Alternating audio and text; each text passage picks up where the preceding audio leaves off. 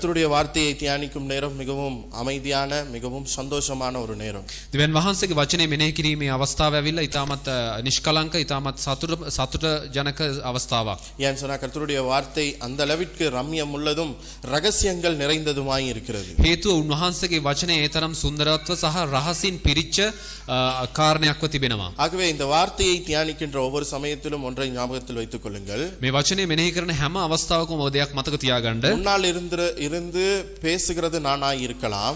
ඉදිරියේ සිට කතා කරන්නේ මම වෙන්න පුළුවන්. ஆனால் எனக்குள்ளாய் இருந்து பேசுவது பரிசுத்த ஆவியானவர். නමුත් මා තුලින් කතා කරන්නේ ශුද්ධාත්මයන් වහන්සේ. முதலாவது அவர் எனக்கு கற்பிக்கின்றார். ප්‍රථමයෙන් උන්වහන්සේ මට උගන්වනවා. எனக்கு கற்பித்ததை நான் உங்களுக்கு பேசிக் கொண்டிருக்கிறேன். මට උගන්වපු කාරණේ මම ඔබට උගන්වමින් සිටිනවා. ஆகவே இந்த நேரம் ரொம்பவும் அமைதியான ரொம்பவும் மனரம்யமான நேரம். ඒ නිසා මේ අවස්ථාව ඊටමත් නිෂ්කලංක සහ ඊටමත් ප්‍රීතිජනක අවස්ථාව அப்ப කාලයක්. கர்த்தருடைய வார்த்தைக்குள்ளாய் செல்கிற பொழுது நம்ம எல்லாரும் சிரித்து சந்தோஷமாய் செல்ல வேண்டும். එතකොට උන්වහන්සේගේ වචනයට ගමන් කරන්නා වූ අපි සිනාමුසු මුහුණෙන් සතුටින් ගමන් කරන්නට எத்தனை අවශ්‍යයි. மணிக்கு முடிப்பாரோன்னு யோசிக்க கூடாது. කීයට ඉවර කරයිද කියලා කල්පනා කරන්නේ නැතුව நாம் சந்தோஷமாய் கர்த்தருடைய வார்த்தைக்குள் கடந்து செல்ல வேண்டும். අපි සතුටින් උන්වහන්සේගේ වචනයට ගමන් කරන්නට අවශ්‍යයි. ரைட், நாம் கடந்த சில வாரங்களாக யாக்கோபு புஸ்தகம் முதலாவது அதிகாரத்திலிருந்து சில பகுதிகளை எடுத்து நாம் போதித்து வருகிறோம். අපි සතියක් කීපයක් තිස්සේම යාකෝබ් පළවෙනි පරිච්ඡේදයේ වචන කීපයක් අපි කතා කරමින් ආවා. போன வாரத்தில் ஞானத்தை குறித்து பேசி இருந்தேன் நான். ගිය සතියේ ප්‍රඥාව ගැන මම කතා කරා. ஞானத்தின் மூலம் ஜெபிக்கின்ற நாம் எப்படி தெரிவு செய்து ஜெபிப்பது என்பதை குறித்து நான் பேசி இருந்தேன். ඒ ප්‍රඥාව තුලින් යාඥා කරන්නා වූ අපි කොහොමද තෝරාගෙන යාඥා කරන්න කියලා මම කතා කරා. ஏன்னா இந்த தெரிவு செய்து ஜெபிப்பது என்பது மிகவும் முக்கியம். මේ තෝරාගෙන යාඥා කිරීම කියන එක ඉතාමත් වැදගත්. நீங்கள் என்னத்தை கர்த்தரிடத்தில் ஜெபிக்க போகிறீர்கள் என்பதை குறித்து உங்களுக்கே ஒரு தெளிவு இல்லாட்டி அந்த ஜெபத்தில் எந்த ஒரு பிரயோஜனமும் கிடையாது. ඔබ මොනවද යාඥා කරන්න කියලා ඔබටම පැහැදීමක් නැත්නම් ඒ යාඥාවේ තේරුමක් නැති වෙනවා. அப்ப உங்களுக்கு முதலாவது நீங்கள் ஜெபிக்க போவதை குறித்து ஒரு நல்ல தெளிவு இருக்க வேண்டும். ඔබ ප්‍රථමයෙන් යාඥා කරන්න යන කාරණය ගැන පැහැදීමක් තියෙන්න අවශ්‍යයි. உங்களுக்கு தெரியும், நான் இன்னைக்கு இதற்காக தெரிவு செய்து என் மனதை ஒருநிலைப்படுத்தி கர்த்தரிடத்தில் ஜெபிக்க போகிறேன். ඔබ දැනගෙන සිටිය යුතුයි අද දවසේ මම මේ කාරණේ උදෙසා උන්වහන්සේට යාඥා කරන්නට යනවා කියලා ඔබ දැනගෙන ඉන්න අවශ්‍යයි. இப்போ இந்த ஜெபத்தை செய்கிறதற்கு ஆயத்தப்பட்ட நான் මේ යාඥාව කිරීමට සූදානම් වූ මම இப்போ நான் என்ன செய்ய போறேன்னா මම මොනවද කරන්නට යන්නේ? என்னுடைய ஜெபத்தில் விசுவாசத்தை பயன்படுத்த போகிறேன். මගේ යාඥාවේ ඇදහිල්ල මම පාවිච්චි කරන්නට යනවා. ஏன் சொன்னா விசுவாசம் இல்லாத ஜெபம் எந்த விதமான ஒரு பிரயோஜனமும் அற்ற ஜெபம். ඇදහිල්ල නැති යාඥාව කිසිම ප්‍රයෝජනයක් නැති කාරණයක්. அப்ப நம்ம வழக்கம் போல் நாம் வாசிப்போம் யாக்கோபு புஸ்தகம் முதலாவது அதிகாரம். අපි සුපුරුදු ලෙස කියමු යාකෝබ් පළවෙනි පරිච්ඡේදයේ 6வது வசனத்திலிருந்து நாம் வாசிப்போம். අපි 6 වෙනි පදයේ සිට කියවන්ට යනවා. ஆனாலும் அவன் எவ்வளவாகிலும் சந்தேகப்படாமல் விசுவாசத்தோட கேட்க கடவன். சந்தேகப்படுகிறவன் காற்றினால் அடிக்கப்பட்டு அலைகிற கடலின் அலைக்கு ஒப்பாய் இருக்கிறான். அப்படிப்பட்ட மனுஷன் தான் கர்த்தரிடத்தில் எதையாகிலும் பெறலாம் என்று நிலையாதிருப்பானாக. இருமனம் உள்ளவன் தன் வழிகளில் எல்லாம் நிலையற்றவனாய் இருக்கிறான். නමුත් අනුමාන නොකරම ඇදහිල්ල ඉල්ලාවා මක් නිසාද අනුමානය කරන්න සුළඟින් ගෙන යන්නා වූ සෙලවෙන්නා වූ මුහුදේ රැළට සමානය. එබඳු මනුෂ්‍යයා තමාට ස්වාමින් වහන්සේගෙන් යමක් ලැබේ යයි නොසිතාවා. ඔහු දෙසිත ඇති මනුෂ්‍යෙක්ව තමාගේ සියලු මාර්ගවලදී අස්ථීරව සිටින්නේය. இப்போ யாக்கோபு இதற்கு முந்திய வசனங்களில் அவர் சொல்கிறார், යාකෝබ් මීට කාලින් වචනවල ඔහු ප්‍රකාශ කරනවා ஞானத்தை கர்த்தரிடத்தில் கேட்டு ஜெபித்து பெற்றுக்கொள்ளுங்கள் என்று சொல்கிறார். ප්‍රඥාව දෙවියන් වහන්සේගෙන් ඉල්ලලා ඔබ ලබා ගන්නට කියලා කියනවා. இப்போ ஞானத்தை பெற்றுக்கொள்வதற்கு நம்முடைய ஜெபத்தில் விசுவாசம் அவசியம் என்று சொல்கிறார். මේ ප්‍රඥාව ලබා ගැනීමට අපේ යාඥාවේ ඇදහිල්ල අවශ්‍යයි කියලා ඔහු කියනවා. இப்போ சொல்றார் 6வது வசனத்தில், ஆனாலும் எவனாகிலும் சந்தேகப்படாமல் விசுவாசத்தோட கேட்க கடவன். 6 වෙනි පදයේ කියනවා නමුත් අනුමාන නොකරම ඇදහිල්ලෙන් ඉල්ලාවා. அதாவது சந்தேகப்படாமல் கேட்க வேண்டும். ඒ කියන්නේ සැක සහිතව නැතිව ඉල්ලන්නට අවශ්‍යයි. யாரா இருந்தாலும் பிரச்சனை கிடையாது. කවුරු වුණත් ප්‍රශ්නයක් නැහැ. புது விசுவாசியா இருக்கலாம், අලුත් ඇදහිලිවන්තයෙක් වෙන්න பழைய පුළුවන්, விசுவாசியா இருக்கலாம், පරණ ඇදහිලිවන්තයෙක් වෙන්න පුළුවන්, ரொம்ப பெரிய வேதத்தை படித்த கற்றுக்கொண்டவராய் இருக்கலாம், විශාල දෙවියන් වහන්සේගේ වචනය ගැන ඉගෙනගත්ත කෙනෙක් වෙන්න පුළුවන්, படிக்காதவரா கூட இருக்கலாம். ඉගෙනගත්ත නැති කෙනෙක් වෙන්නත් පුළුවන්. கடவுள்கிட்ட எதையாவது கேட்டு பெற்றுக்கொள்ள வேண்டும் என்றால் දෙවියන් වහන්සේගෙන් මොන හරි ඉල්ලලා ලබා ගන්නට අවශ්‍යයි. முதலாவது சந்தேகம் இல்லாமல் இருக்க வேண்டும். ප්‍රථමයෙන් අනුමාන නොකර එක ඉල්ලන්නට ඕනේ. இப்போ இந்த இடத்தில் அவர் ஒரு காரியத்தை மிக முக்கியமாய் சொல்கிறார். என்னவென்றால் මේ ස්ථානයේ පැහැදිලි කාරණයක් ඔහු කියනවා. கர்த்தரிடத்தில் விசுவாசத்தோடு கேட்க வேண்டும். முதலாவது பாயிண்ட். පළවෙනි කාරණය දෙවන් වහන්සේගේ ඇදහිල්ල නිල්ලන්ට අවශ්‍යයි. இரண்டாவது சந்தேகப்படக்கூடாது. දෙවනුව සැක සහිත නැතිව අනුමාන නොකර ඉල්ලන්ට අවශ්‍යයි කියලා இப்போ කියනවා. சந்தேகப்படுகிறவன் எதற்கு ஒப்பாய் இருக்கிறானாம்? මේ සැක සිතන කෙනා කුමටද සමාන කරන්නේ? காற்றினால் அடிக்கப்படுகிற இந்த அலைகளுக்கு ஒப்பாய் இருக்கிறானாம். සුළඟින් ගෙන යන්නා වූ සෙලවෙන්නා වූ මුහුදේ රැළට සමානයි කියලා කියනවා. சந்தேகப்படுற மனிதனை எதற்கு அவர் ஒப்பிட்டு காண்பிக்கின்றார்? සැක කරන මනුෂ්‍යව මොකටද ඔහු සමාන කරන්නේ? கடலில் இருக்கின்ற அலைகளுக்கு சமம் என்று அவர் சொல்கிறார். ඒ මුහුදේ තිබෙන රැළට සමානයි කියලා කියනවා. இவன் அடிபட்டு இப்படியே போய்கிட்டே இருப்பான் அப்படின்னு சொல்கிறார். ඔහු වැඩි වැඩි ඒ ආකාරයෙන්ම ගමන් කරනවා කියලා කියනවා. உங்களுக்கு தெரியும் 2004 ஆண்டு ඔබ දන්නවා 2004 අවුරුද්දේ சுனாமி இந்த ஆசியா நாடுகளுக்கு வந்துச்சு. ආසියාතික රටවලට මේ සුනාමි කියන ප්‍රශ්නය ආවා. இந்த சுமத்ரா தீவில் 7.5 ரிஜிஸ்டர் அளவில் ஒரு மிகப்பெரிய ஒரு கடல் கொந்தளிப்பு ஏற்பட்டு ඒ සුමාත්‍රා කියන ඒ දූපතේ 7.5ක ඒ රැළ වේගයක් ඇවිල්ලා ஒரு பூமி அதிர்ச்சி அதற்குள் உண்டாகியது. ඒ භූමි කම්පාවක් ඒ තුලින් ඇති වුණා. அதன் மூலமாக ஒரு மிகப்பெரிய ஒரு அலை உருவாகி ඒ තුලින් විශාල රැළක් නිර්මාණය වෙලා அந்த அலை என்ன நடந்துச்சுன்னு சொன்னா இலங்கையில பலருடைய உயிரை கொன்று போட்டது. ඒ රැළෙන් මොනවද සිද්ධ වුනේ? ලංකාවේ සිටිනා වූ බොහෝ දෙනාගේ ජීවිත නැති කරලා දැම්මා. இப்போ டிசம்பர் மாசம் வந்தாலே இப்ப நாளைக்கு நாளாண்டைக்கு கேப்பீங்க ஒரு நல்ல விளக்கு ஒன்று இப்படி வச்சுக்கிட்டு ஒரு பழைய மியூசிக் ஒன்று போடுவாங்க. அப்ப உங்களுக்கு தெரியும் சுனாமி வந்தது. ඒ ඩිසෙම්බර් මාසේ ආපු ගමන් පහනක් පත්තු කරගෙන මියුසික් එකක් දානවා දුක මියුසික් එකක්. එතකොට ඔබ දන්නවා සුනාමි ආවා කියලා. ஆமா உண்மையிலே துக்ககரமான ஒரு விஷயம். ඇත්තටම දුක් සහිත කාරණයක් තමයි. நிறைய உறவுகள் தங்களுடைய சொந்தங்களை இழந்தார்கள். බොහෝ ඥාතින් බොහෝ මිනිසුන් තමන්ගේ නෑදා හිත මිතුරන් නැති වුණා. ரொம்பவும் அவர்களுக்கு கவலையான ஒரு சமயம் அது. බොහෝ දුක්බර කාලයක් ඒක. ஆனால் அந்த காலகட்டத்தில் எனக்கு நன்றாய் ஞாபகத்தில் இருக்கிறது ஒரு சில மாலுமிகள், அதாவது கடலில் கப்பல்களை செலுத்துகிற மாலுமிகள் அவர்கள் பேசிய சில காரியங்கள் எனக்கு நன்றாய் ஞாபகத்தில் இருக்கிறது. ඒ කාලේ නැව් මෙහෙවන්නා වූ පුද්ගලයන් කතා කරපු කාර්යයන් මට මතක තියෙනවා. என்னன்னா இந்த சுமத்ரா தீவு பகுதியில் இந்த பூமி அதிர்ச்சியினால் அந்த அலை உருவாகுச்சு இல்லையா? ඒ දූපතේ මේ භූමි කම්පනය නිසා ඒ රැළ නිර්මාණය වුණා නේද? அந்த இடத்தில் இருந்த கப்பல்கள் மூழ்கவில்லை. එම ස්ථානයේ තිබුණා වූ නැව් ගිලුනේ නැහැ. ஆனா பெரிய ஒரு அலை வந்தது. නමුත් විශාල රැළක් ආවා. ஆனா இந்த கரைக்கு வந்தது போல் மிகப்பெரிய ஒரு அலை வரவில்லை. නමුත් මේ බෙරළ තීරයට නැත්නම් ගොඩබිමට ආවා වගේ විශාල රැළක් එම ස්ථානයේ තිබුණේ නැහැ. சின்ன ஒரு அலை தான் உருவாகுனுச்சு. පොඩි රැළක් තමයි ඇති වුණේ එම ස්ථානයේ. ஆனால் இந்த அலை கொஞ்சம் கொஞ்சமா கடலை கடந்து கரைக்கு வருகிற பொழுது என்ன நடந்துச்சுன்னா ඒ රැළ ටිකෙන් ටික මුහුදේ ඉඳලා එගොඩට එන්න මොනවද සිද්ධ වුනේ? மிகவும் பெரியதாய் மாறியது. විශාල ලෙස ඒක වෙනස් වුණා. அதாவது பெரியதாய் மாறியது. ඒක විශාල රැළක් බවට පරිවර්තනය වුණා. அது பல உயிர்களை கொலை செய்தது.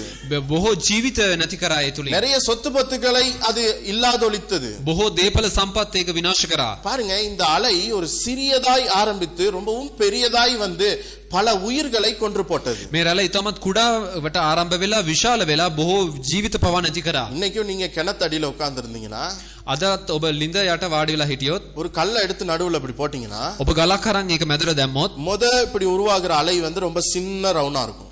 ඒක ඇති වෙන මේ පීඩණයෙන් ඇති වෙන රවුම ඇවිල්ලා ඉතමත් පොඩි. ஆனா போக போக அது ரொம்ப பெருசாகிடும்.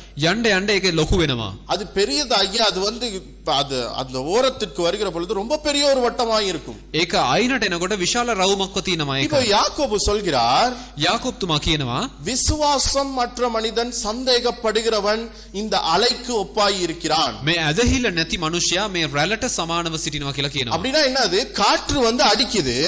ඒ කියන්නේ මොකද්ද? හුළඟ ඇවිල්ලා හමනවා එකට.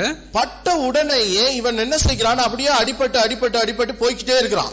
ඒක වැදිච්ච ගමන් ඒක වැඩි ඒ ආකාරයෙන් මොහු ගමන් කරමින් සිටිනවා. போக போக என்ன நடக்கும்னு சொன்னா යන්න යන්න මොනවද සිද්ධ වෙන්නේ? அந்த அலை எப்படி பெரிதாய் மாறுகிறதோ ඒ රැළ කොහොමද විශාල එකක් බවට පරිවර්තනය වෙන්නේ? அது போலவே இவனுடைய விசுவாசம் அப்படியே குறைந்து சந்தேகம் ரொம்பவும் பெரிதாய் மாறிவிடும். ඒ ආකාරයෙන්ම මොහුගේ ඇදහිල්ල අඩු වෙලා මොහුගේ තියෙන සැක සහිතකම ඉතාමත් විශාලවට දැස වර්ධනය වෙනවා. சந்தேகப்படுகிறவனுடைய வாழ்க்கை அப்படிதான் இருக்கும். සැක සිතන කෙනාගේ ජීවිතය ඒ ආකාරයෙන් තමයි තිබෙන්නේ. அது மாத்திரமல்ல, ඒක පමණක් නෙමෙයි. அவனுடைய வாழ்க்கையை மாத்திரம் அது அழிக்காது. ඔහුගේ ජීවිතේ විතරක් නෙමෙයි ඒක විනාශ කරන්නේ. அந்த சுத்தி அவன் அந்த அலை எங்கெங்கெல்லாம் போய் படுதோ அந்த இடத்தில் இருக்கின்ற எல்லோருடைய வாழ்க்கையும் அதன் மூலம் அழிக்கப்பட்டு விடும். ඒ රැළ ගිහිල්ලා කොහෙට කොහෙටද වදින්නේ සියලු දෙනාගේම ජීවිත ඒක නැති කරන්න බලවත් තිබෙනවා. சந்தேகத்தினுடைய வல்லமை அதுதான். ඒක තමයි සැකසිතීමේ බලය. ஒரு மனிதனிடத்தில் சந்தேகம் இருக்கின்ற பொழுது එක මිනිසෙක් ගාව සැකයක් තිබෙනවා නම් அவன் கொஞ்சமா தான் முதலில் ஆரம்பிக்கப்படும். ඕක ටිකෙන් ටික පොඩ්ඩෙන් තමයි ඉස්සලම ආරම්භ වෙන්නේ. அது என்ன செய்யும்? நிறைய அப்படியே போக போக போக காலப்போக்கில் ரொம்ப பெரியதாய் மாறிவிடும். ඒක කාලයක් සමග යන්න යන්න ඊටමත් විශාල ලෙස පරිවර්තන වෙනවා. ஆகவேதான் யாக்கோபு சொல்கிறார், சந்தேகப்படுகிற மனிதன் இந்த அலைகளுக்கு ஒப்பாய் இருக்கிறான். ඒක තමයි යාකෝබ් තුමා කියන්නේ මේ සැකසිතන කෙනා මේ රැළට සමානයි කියලා. இவன் என்ன செய்கிறான்? காற்றினால் அடிபட்டு அப்படியே போய்கிட்டு இருக்கிறான். ඕ මොනවද වෙන්නේ? සුළඟට ගහගෙන ගිහිල්ලා ඒ ආකාරයෙන්ම ගමන් කරමින් සිටිනවා. பாருங்க, இந்த அலைகள்ல ரெண்டு விஷயங்கள் இருக்கிறது. මේ රැළේ කාරණා දෙකක් තියෙනවා. முதலாவது ප්‍රථම කාරණය அமைதியற்று இருக்கும். அது ඒක ඇවිල්ලා සෙලවෙන් அமைதியற்று இருக்கும். නිෂ්කලංක නොවී තිබෙනවා. கலபல தமா இது என்ன சரி. ඔව්. அது எப்ப பார்த்தாலும் குழப்பத்தோடயே தான் இருக்கும். ඒක ප්‍රශ්න මැදේම තමයි හැම වෙලෙම තියෙන්නේ. இரண்டாவது என்ன விஷயம் சொன்னா, දෙවෙනි කාරණය இந்த அலைகள் மத்தியில் தான் கப்பலும் போக வேண்டும். මේ රැළ මැදේ තමයි මේ නැවත් ගමන් කරන්න යුතු තිබෙන්නේ. இந்த கப்பலை சும்மா விடாது இந்த அலைகள். මේක නැව ඇවිල්ලා නිකන් අතරින්නේ නැහැ මේ රැළ. என்ன செய்யும்? இந்த கப்பலை அடிச்சுக்கிட்டே இருக்கும். මේ නැවට ඇවිල්ලා ගසමින්ම තිබෙනවා මේ රැළ. இந்த கப்பல் என்ன செய்யணும்னா, මේ නැව මොනවද කරන්න අවශ්‍ය? இந்த அலைகள் எவ்வளவு மோதினாலும் මේ රැළවල් ඇවිල්ලා කොච්චර වැදුනත් இது எல்லாம் சமாளித்து அது முன்னோக்கி செல்ல வேண்டும். මේ සියලු දේම දරාගෙන ඒක ඉදිරියට ගමන් කරන්න අවශ්‍යයි. ஆமென். ආමේන්. புரிந்து கொள்ள முயற்சியுங்கள். ඔබ තේරුම් ගන්න උත්සාහ කරන්න. சந்தேகப்படுகிற மனிதன் සැකසිතන මනුෂ්‍යයා கடல் அலைக்கு ஒப்பாய் இருக்கிறான். මුහුදේ රැළට සමානව සිටිනවා. விசுவாசிக்கின்ற மனிதன் ඇදහිල්ලෙන් සිටින මනුෂ්‍යයා கப்பலுக்கு ஒப்பாய் இருக்கிறான். ඒ නැවට සමාන කරනු ලබනවා. யார் இதை சொல்வது? කවුද මේක කියන්නේ? யாக்கோபே இதை சொல்கிறார். යාකෝබ් තුමාම මේක කියනවා. சந்தேகப்படுகிற மனிதன் கடல் அலைக்கு ஒப்பாய் இருக்கிறான். සැකසිතන මනුෂ්‍යයා මේ මුහුදේ රැළට සමානයි. விசுவாச மனிதன் கப்பல்களுக்கு சமானமாய் இருக்கிறான். ඇදහිල්ලෙන් සිටින මනුෂ්‍යයා මේ නැවට සමානව සිටිනවා. அப்படியே யாக்கோபு புத்தகம் 3வது அதிகாரத்தில் நாங்கள் வாசித்தால், එහෙම යාකෝබ් 3 වෙනි පරිච්ඡේදය අපි කියවුවොත් 4வது வசனத்தை சற்று வாசிப்போம். 4 වෙනි පදය ඔබ බලන්න. கப்பல்களை பாருங்கள், அவைகள் மகா பெரியவைகளாய் இருந்தாலும் கடும் காற்றால் அடிக்கப்பட்டாலும் அவைகளை நடத்துகிறவன் போகும்படி யோசிக்கும் இடம் எதுவோ அவ்விடத்திற்கு நேராக மிகவும் சிறிதான சுக்கானாலே திருப்பப்படும். මෙන්න නැව් එපමණ මහත් නොමුත් තද හුලං වලින් ගෙන යනු ලබන නොමුත් ඊට කුඩා සුක්කානමකින් අල්ලන්නා විසින් කැමැති අතට හරවනු ලබයි. ஆமென். ආමේන්. இப்போ இவர் என்ன சொல்கிறார்? ඔ මොනවද කියන්නේ? இந்த கப்பலை பார்க்க சொல்கிறார். මේ නැව දෙස බලන්න කියනවා. ரொம்ப பெருசுதான். ඒක ඊටමත් විශාලයි. ஆனாலும் தான் போகும்படி அந்த மாலுமி எங்கு போகும்படி நியமிக்கின்றானோ அந்த இடத்திற்கு போகும்படி அந்த சிறிய சுக்கானால் சுத்தி அப்படியே போய்க்கொண்டு இருக்கிறான். ඒ නැවේ නියමුව විසින් මේක මොන අතරද හරවන්න කැමති වෙන්නේ? ඒ පොඩි සුක්කානමකින් හරනකොට ඒක ඕන අතකට හැරෙනවා. அப்ப அந்த சுக்கான், சின்ன சுக்கான் எது அப்படின்னு அவர் சொல்கிறார். ඒ ඊට කුඩා සුක්කානම මොකටද ඔහු සමාන කරන්නේ? வாய்க்கு சம்பந்தப்படுத்தி பேசுகிறார். ඔහු තමන්ගේ මනුෂ්‍යගේ මුඛයට සමාන කරලා කතා කරනවා. அப்போ சந்தேகப்படுகிற மனிதன் கடல் அலைக்கு ஒப்பாய் இருக்கிறான். සැක සහිත මනුෂ්‍යයා මුහුදු රැළට සමානව සිටිනවා. விசுவாச மனிதன் கப்பலுக்கு சமானமாய் இருக்கிறான். ඇදහිල්ලේ මනුෂ්‍යයා නැවට සමාන කරනු ලබනවා. இவங்க ரெண்டு பேருக்குமே வாய் இருக்கு. මේ දෙදෙනාටම කට තියෙනවා. அப்போ சந்தேகப்படுகிற மனிதனும் விழுந்து போவது எதில்? வாயினால். මේ සැක සිතන මනුෂ්‍යයාත් වැටෙන්නේ මොකෙන්ද? කටෙන්, මුඛෙන්. விசுவாச மனிதனும் இந்த அலைகள் எல்லாம் தாண்டி போக போவதும் வாயினால் தான். මේ ඇදහිල්ලේ මනුෂ්‍යයාත් මේ රැළවල් ඔක්කොම තරණය කරන්නට යන්නේ මේ මුඛයෙන් තමයි. அப்போ முதலாவது நம்ம இந்த சந்தேகத்தை குறித்து நாம் பார்ப்போம். ප්‍රථමයෙන් අපි මේ සැකසිතීම ගැන අපි කතා කරමු. ஏன் சொன்னா இந்த அலைகளால் அடிபடுகிற இந்த மனிதன் தான் ரொம்ப முக்கியமானவன். මේ රැළවලින් ගෙන යන මනුෂ්‍යයා තමයි ඊටමත් වැදගත් පුද්ගලයා. ஏன்னா அவன்ට சந்தேகங்கள் இருக்கிறது. ඒ කිව්වොත් ඔහු ගාව සැක සහිත දේවල් තියෙනවා. அந்த சந்தேகத்தை அவன் நீக்கிக் கொள்ள வேண்டும். ඒ සැකය ඇවිල්ලා ඔහු ඉවත් කරගන්න අවශ්‍යයි. அந்த சந்தேகத்தை அவன் நீக்கிக் கொண்டால் கிறிஸ்துவுக்குள் அவன் முன்னோக்கி வெற்றிகரமாய் செல்ல முடியும். ඒ සැකය ඉවත් කරගත්තොත් යේසුස් ක්‍රිස්තුස් වහන්සේ තුල ඔහු ඉදිරියට ගමන් කරන්න පුළුවන්. அப்போ முதலாவது ஒரு மனிதனிடத்தில் இருக்க வேண்டிய முதலாவது பண்பு என்னவென்றால், விசுவாசிக்கு சந்தேகத்தை தன்னிடத்திலிருந்து எடுத்தெறிய வேண்டும்.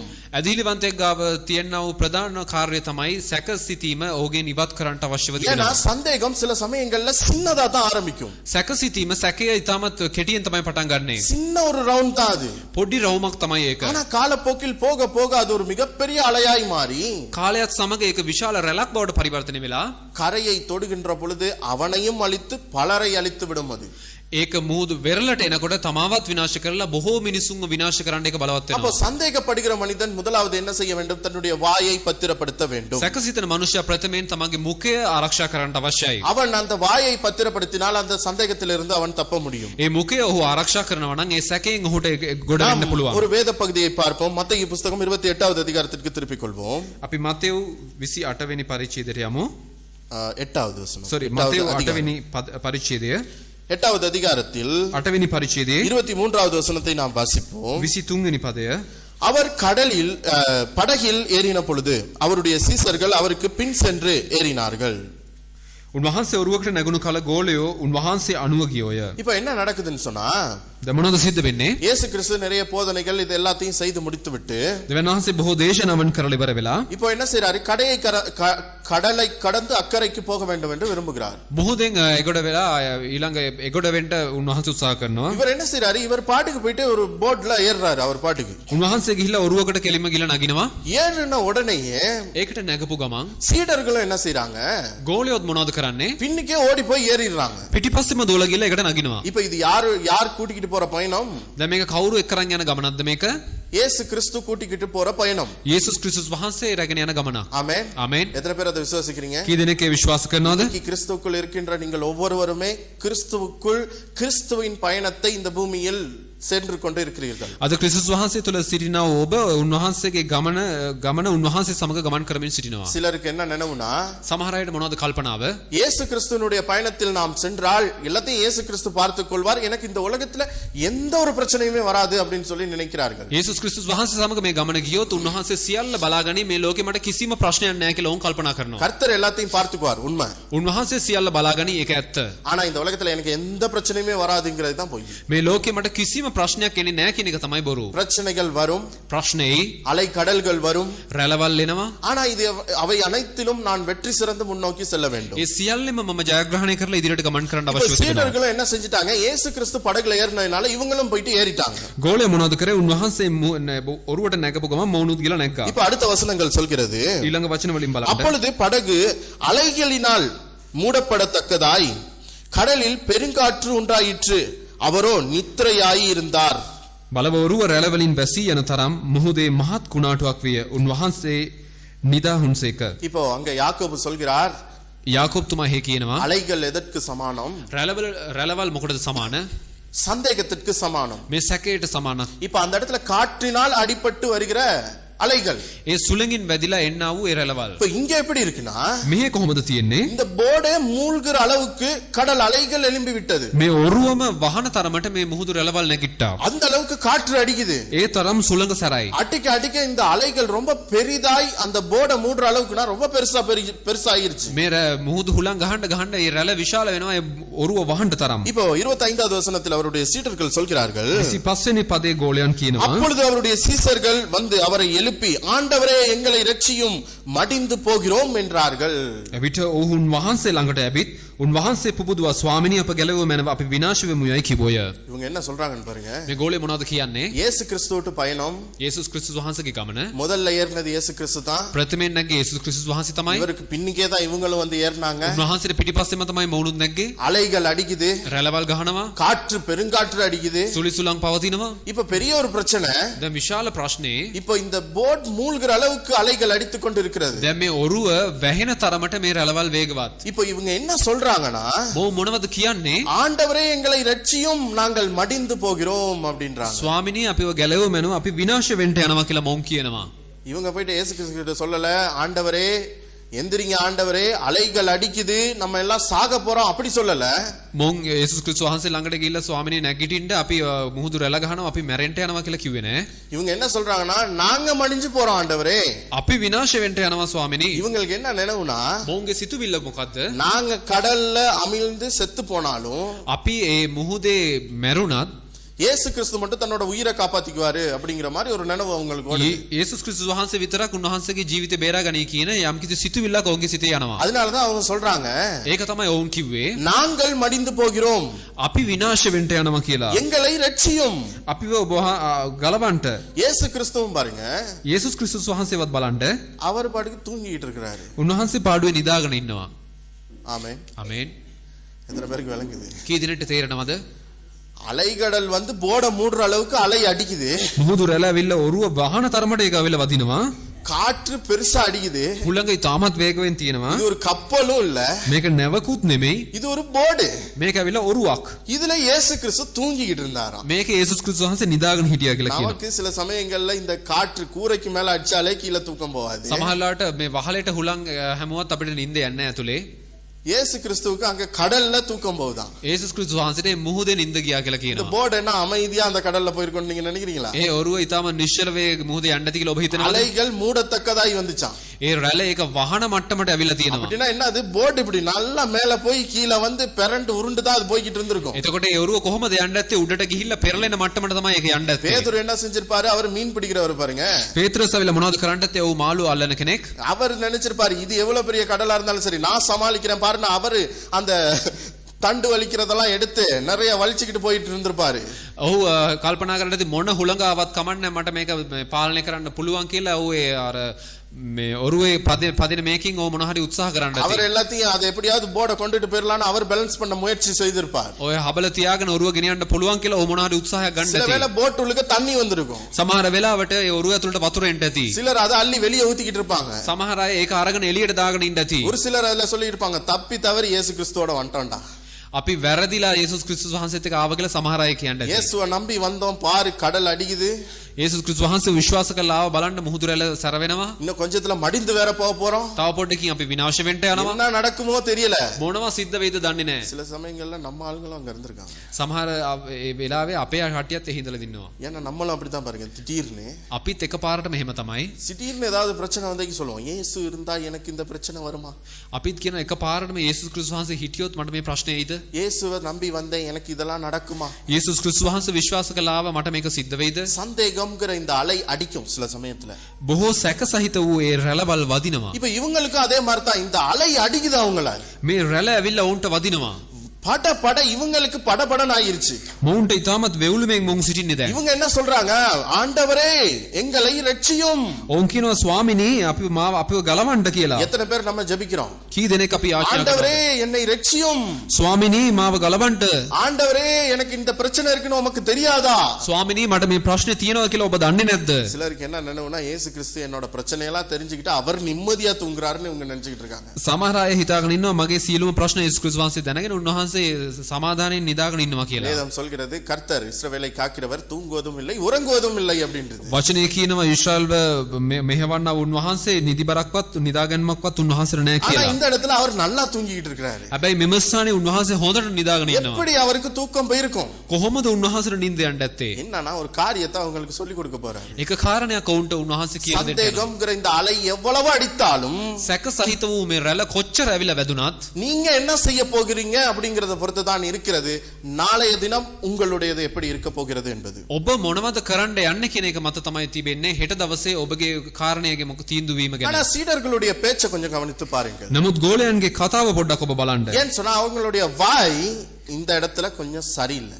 මොනවද සිද්ධ වෙන්නේ? இவங்க உடனே போயிட்டு මොවුන් ඉක්මනට ගිහිල්ලා ஆண்டவரே எங்களை ரட்சியும், ස්වාමිනී අපිව ගලවන්න சாக போகிறோம். අපි මැරෙන්න යනවා. இவங்க என்னமோ ஐசியூல போட்டு உயிர் போய்கிட்டு இருக்குது. இப்ப கத்தி ஜெபிக்கிற மாதிரி தெரியுது. මේ කට්ටිය ඇවිල්ලා ICU එකට දාලා පණ යනවා වගේ පේනවා. දැන් කෑ ගහලා යාඥා කරනවා වගේ තියෙනවා මේක. செத்துக்கிட்டு இருக்கேன் ஆண்டவரே. මම මැරෙමින් සිටිනවා ස්වාමිනේ. உண்மையிலே சாகல. சாகிறேன்னா அப்படி சொல்லலாமா? சாகிற மனுஷன் அப்படி சொல்லுவானா? ඇත්තටම මැරුණේ නැහැ. මැරෙන්න යන මිනිසෙක්ට ඔහොම කියන්න පුළුවන්ද? எந்திரிச்சு சொல்ல முடியுமா? செத்துக்கிட்டு இருக்கேன் என்ன காப்பாத்துங்க சொல்ல முடியுமா? මැරෙමින් සිටිනවා මාව බේර ගන්න කියලා කියන්න පුළුවන්ද ඔහුට? முடியாது. බෑ කියන්න බෑ. ஆனா இவங்க அப்படிதான் சொல்றாங்க. නමුත් ඔවුන් එහෙම තමයි කියන්නේ. சிலரோட வாழ்க்கையில பிரச்சனைகள் வருகிற பொழுது அவங்க அப்படித்தான் நினைக்கிறாங்க. සමහර අයගේ ජීවිතවලට ප්‍රශ්න එනකොට ඔවුන් එහෙම තමයි හිතන්නේ. வாழ்றதை விட சாகிறது நல்லோன்னு நினைக்கிறாங்க. මම ජීවත් වෙනවට වඩා මැරීම හොඳයි මැරෙන එක හොඳයි කියලා ඔවුන් இந்த හිතනවා. உலகத்துல ஒவ்வொரு நாளும் நான் செத்துக்கிட்டு இருக்கேன்னு நினைக்கிறாங்க. මේ ලෝකේ මම දිනපතා මැරෙමින් සිටිනවා කියලා ඔවුන් හිතනවා. கிடையாது, நீங்க சாக மாட்டீங்க அவ்வளவு சுருக்கம். එහෙම නෑ. ඔබ කවදාවත් එච්චරික්මට මැරෙන්නේ නෑ ඔබ. நீங்க அந்த பிரச்சனையை சமாளித்தே ஆக வேண்டும். ඔබ ඒ ප්‍රශ්නෙට මුහුණ දෙන්නම අවශ්‍යව තිබෙනවා. கிறிஸ்து இயேசு உங்களோடு இருந்தால், ක්‍රිස්තුස් යේසුස් වහන්සේ ඔබ සමග සිටිනවා නම් அந்த பிரச்சனையை நீங்க ஜெயிக்கும் வரைக்கும் உங்களை கொண்டுட்டு போகவே மாட்டாரு. ඒ ප්‍රශ්නයෙන් ඔබ ජය ගන්නකම් ඔබ අරගෙන යන්නෙම නෑ. என்ன அந்த பிரச்சனை தொடர்ந்து அந்த காற்று எனக்கு அடிச்சுக்கிட்டு அந்த புயல் எனக்கு அடிச்சுக்கிட்டே இருக்கிறதுக்கு காரணம் என்ன? ඒ රැළ නැත්තම් ඒ සැකය දිගටම මාට වදින්න හේතුව මොනවද? சில சந்தேகங்கள். සමහර සැක සහිත කාර්යයන්. கர்த்தர் செய்வாரா? උන්වහන්සේ කරයිද? கர்த்தர் கொடுப்பாரா? උන්වහන්සේ දෙයිද? கர்த்தர் என்னை ரட்சிப்பாரா? ස්වාමින් වහන්සේ මාව ගලවයිද? அப்படிங்கிற ஒரு சந்தேகம். එහෙම කියන්නා වූ යම්කිසි සැකයක්. ஆனா அந்த சமயத்துல எல்லாம் வந்து கடவுள் நம்ம முன்னாடி வந்து அவரை நிரூபித்து காண்பித்துக்கிட்டு இருக்கிறது கிடையாது பாருங்க. ඒ හැම සැකයටම උන්වහන්සේ ඇවිල්ලා උන්වහන්සේ ඔප්පු කරමින් සිටින්නේ නැහැ අපේ ඉදිරි හැම වෙලේම. கர்த்தர் என்ன செய்றார்? அவர் அமைதியாய் இருக்கிறார். උන්වහන්සේ ඇවිල්ලා නිශ්චලව සිටිනවා. அமைதியாய் அவர் பார்த்து கொண்டிருக்கிறார் நீங்கள் என்ன செய்ய போகிறீர்கள் என்பதை. නිශ්චලව උන්වහන්සේ බලාගෙන ඉන්නවා ඔබ මොනවද කරන්න යන්නේ කියන එක ගැන. ඒ කිව්වොත් அலைகள் எவ்வளவோ அடிக்கலாம். රැළ ඕන තරම් ගහන්න පුළුවන්. நீங்க கப்பலா இருக்கீங்க. ඔබ නැවක්ව සිටිනවා. அப்போ உங்களுக்கு ஒரு சுக்கான் இருக்குது வாயில. ඔබගේ මුඛේ නැමැති සුක්කානම ඔබට තිබෙනවා. இத சரியா பயன்படுத்தணும். ඔබ මේක හරියාකාරව පාවිච්චි කරන්න சீடர்களுக்கு ඕනේ. அந்த சமயத்துல அதை தான் சரியா பயன்படுத்த முடியல. ගෝලයන්ට ඒක තමයි අවශ්‍ය ඒ වෙලාවේ පාවිච්චි කරන්න බැරි என்ன වුණේ. நடந்துச்சு? அலைய பார்த்தைக்கு ඔවුන් රැළ දැකපු ගමන් சந்தேகம் வந்துருச்சு. ඔවුන්ට සැකය ආවා. சந்தேகத்தை இப்ப வெளிப்படுத்துறாங்க. දැන් ඔවුන්ගේ සැකය එළිදරව් කරනවා. மடிந்து போய் கொண்டிருக்கிறோம். අපි විනාශ වෙමින් இப்போ පවතිනවා. இயேசு கிறிஸ்து சொல்றாரு, දැන් යේසුස් ක්‍රිස්තුස් වහන්සේ කියනවා. அதற்கு அவர் එයට එවිට 26வது வசனம், அதற்கு அவர் அற்ப விசுவாசிகளே උන්වහන්සේද මද ඇදහිල්ල ඇත්තෙනි. ஏன் பயப்படுகிறீர்கள் කුමක් නිසා බයපත් වන්නේදයි? என்று சொல்லி எழுந்து காற்றையும் கடலையும் அதட்டினார். உடனே மிகுந்த அமைதல் உண்டாயிற்று. ඔවුන්ට කියා නැගිට හුළඟටත් මුහුදටත් සැරකලසේක එවිට මහත් නිශ්චලයක් විය. இயேசு கிறிஸ்து எழுந்தைக்கு பாருங்க, ஐயோ என் பிள்ளைகள் மடிந்து கொண்டு இருக்கிறார்களே அப்படின்னு அவங்கள கட்டி பிடிச்சிட்டு இரு கொஞ்சம் இரு, இப்ப நான் என்ன செய்யறேன் பாரு. அப்படி செய்யல. යේසුස් ක්‍රිස්තුස් වහන්සේ මගේ දරුවන් විනාශ වෙන්න යනවනේ කියලා ඔවුන් බදාගෙන ඇඬුවේ නැහැ. දැන් ඉන්න මම මොනවද කරන්න යන්නේ බලන්න කියලා උන්වහන්සේ කිව්වේ නැහැ. எந்திரிச்சைக்கு அவர் என்ன சொல்றாரு? උන්වහන්සේ නැගිට්ටකම මොනවද කියන්නේ? அற்ப விசுவாசிகளை. මද ඇදහිලි ඇත්තෙනි. எப்படி இருந்திருக்கும் யோசிச்சு பாருங்க. කොහොම තියෙන්නද කියලා ඔබ அவரை කල්පනා කරන්න. எழுப்பினவருக்கு கப்புனா இருக்கும். උන්වහන්සේ නැගිට්ට පෙක්කනට ටිකක් එපා වෙන්න ඇති. என்னடா இது, මොනවද මේක? காத்து அடிக்குது, හුලං සැරයි, புயல் பெருசா நடந்துகிட்டு இருக்குது, කුණාටුව විශාල ලෙස වර්ධනය වෙමින් තියෙනවා. சாகிற மாதிரி தெரியுது, අපි මැරෙන්න යනවා වගේ තියෙනවා. சொர்க்கம் வேற மேல தெரியற மாதிரி இருக்குது. අපිට ස්වර්ගය තුඩින් පේනවා වගේ තියෙනවා. கடவுள்கிட்ட போயிட்டு கடவுளை எழுப்புனா දෙවියන් වහන්සේ ළඟට ගිහලා උන්වහන්සේ නැගිට්ටුවොත් அவர் என்ன ஏசுறாரு උන්වහන්සේ මට බයිනවා. பாருங்களேன், இது சரியா? බලන්න මේක හරිද? சில சமயங்கள்ல நம்மளும் யோசிப்போம் இல்லையா? සමහර වෙලාවට අපිත් කල්පනා කරනවා නේද? நானும் ஜெபிக்கிறேன் பிரதர், මමත් යාඥා කරනවා සහෝදරයා. ஆண்டவரே நீர் இருக்கிறீரா? ස්වාමිනී ඔබ වහන්සේ සිටිනවද? அவர் அமைதியா இருப்பாரு. උන්වහන්සේ ඇවිල්ලා නිශ්චලව ඉන්නවා. இதே மாதிரி தான் இங்க நடக்குது. මේ වගේම තමයි මෙහෙත් සිද්ධ වෙන්නේ. அவர் என்ன செய்றாரு? எந்திரிச்ச உடனே அற்ப விசுவாசிகளேன்னு ஏசுறாரு. උන්වහන්සේ නැගිට්ටකම මද ඇදහිලි ඇතිනි කියලා බයිනවා. அப்படின்னா என்ன கர்த்தர் இந்த இடத்துல எதிர்பார்த்தார்? මෙම ස්ථානේ උන්වහන්සේ මොනවද බලාපොරොත්තු වෙන්නේ? என்னன்னா அவர் தான் போட்ல இருக்கிறாரு. ඇයි කිව්වොත් උන්වහන්සේ තමයි බෝට්ටුවේ සිටින්නේ. அவர் தான் இவங்களை கூட்டிட்டு போறாரு. උන්වහන්සේ තමයි මොවුන් එක්කගෙන යන්නේ. முதல்ல போட்ல ஏறுறதும் அவர்தான். ප්‍රථමයෙන් ඔරුවට නැග්ගෙත් උන්වහන්සේ තමයි. எவ்வளவு அலைக்கடல் அடித்தாலும், කොච්චර රැළ ගැහුවත්, எவ்வளவு காற்று அடித்தாலும், කොච්චර සුළං හැමුවත්, இயேசு கிறிஸ்து இருப்பதால் යේසුස් ක්‍රිස්තුස් වහන්සේ සිටින නිසා அவங்களுக்கு எதுவுமே நடக்காது. ඔහුට කිසිම දෙයක් සිද්ධ වෙන්නේ නැහැ. ஆனா அடிக்கும். නමුත් ගහනවා. எவ்வளவு வேணாலும் அந்த அலைக்கடல்கள் வந்து அடிச்சிட்டு போகும். කොච්චර වුණත් ඒ රැළ ඇවිල්ලා වැදිලා යනවා. இன்னைக்கும் பாருங்க, අදත් බලන්න நம்ம விசுவாச வாழ்க்கையில் போய்கிட்டு இருக்கிறோம். අපි හදහිල්ලේ ජීවිතේ ගමන් කරමින් සිටිනවා. ஒரு சிலர் நம்மள வந்து கேட்பாங்க, සමහර අය අපෙන් ඇවිල්ලා අහනවා. சர்ச்சுக்கு போனீங்களே, உங்களுக்கு என்ன நடந்துச்சு? සභාවට ඔබ ගියා මොනවද ඔබට සිද්ධ වුනේ? உங்களுக்கு என்ன கிடைச்சு? ඔබට මොනවද ලැබුණේ? சிலர் சந்தேகத்தை எழுப்புவாங்க. සමහර කට්ටිය මේ සැකය මතු කරනවා. சிலர் நமக்கு ஏதாவது ஒரு பிரச்சனை வந்துட்டா ஒரு கேள்வி கேட்பாங்க. අපිට මොන හරි ප්‍රශ්නයක් ආවොත් ඔවුන් අහනවා ප්‍රශ්නයක්. இயேசுன்னு போனீங்களே, යේසුස් කියලා ඔබ ගියා. உங்களுக்கு என்ன நடந்துச்சு? ඔබට මොනවද සිද්ධ වුනේ? இதுதான் அந்த அலைக்கடல். මේක තමයි මේ මුහුදු රැළ. இது அடிக்கும். මේක ඇවිල්ලා ගහනවා. அடிக்கிற சமயத்துல எல்லாம் போயிட்டு ஆண்டவரே நான் என்ன செய்ய போகிறேன் ஆண்டவரேன்னு அழுக கூடாது. ඒක ගහන හැම වෙලාවෙම ස්වාමිනී මම මොනවද කරන්න යන්නේ කියලා අඬන්න අවශ්‍ය නැහැ. நம்ம என்ன செய்யணும்? අපි මොනවද කරන්න ඕනේ? என்னை அழைத்த தேவன் உண்மையுள்ளவர். මා කැඳ වූ දෙවියන් වහන්සේ සත්‍ය වූ දෙවියන් அவர் වහන්සේ. என்னோட தான் இருக்கிறாரு. උන්වහන්සේ සිටින්නේ මා සමග තමයි. அவர் என்னை அழைத்து செல்வார். උන්වහන්සේ මාව රැගෙන යයි. எவ்வளவு பேர் எத்தனை விதமான சந்தேகத்தை எழுப்பினாலும், කී දෙනෙක් මොන ආකාර සැකසහිත දේවල් අපිට எவ்வளவு කිව්වත්, உபத்திரவங்கள் வந்தாலும், කොච්චර උපද්‍රවයන් අපිට ආවත්, இதெல்லாம் என் மேல மோதலாம். මේව ඇවිල්ලා මට වදින්න පුළුවන්. ஆனால் நான் கடலில் இருக்கின்ற மிகப்பெரிய கப்பல், නමුත් මම මොහොතේ තිබෙනා වූ විශාල නැවක්, எனக்கு என்னுடைய வாய்ங்கிற இந்த சுக்கானை பயன்படுத்தி நான் எந்த இடத்திற்கு செல்ல வேண்டுமோ அந்த இடத்திற்கு என்னை நானே கொண்டு செல்ல முடியும். මාව මේ මුඛය කියන මේ සුක්කානම පාවිච්චි කළා මම මොන ස්ථානටද යන්න ඕනේ එම ස්ථානට මට යන්න පුළුවන්. அந்த விசுவாசமும் அந்த வார்த்தையும் நம்ம வாயில இருக்கணும் பாருங்க. ඒ ඇදහිල්ලත් ඒ වචනයත් අපේ ජීවිතයේ තියෙන්න இது අවශ්‍යයි. இருந்தால் போதும். ඒක තිබුණොත් ඇති நமக்கு வருகிற எல்லா அலைகடல்களிலும் நாம் வெற்றி சிறந்து முன்னோக்கி செல்ல முடியும். අපිට එන සියලුම රැළ වලින්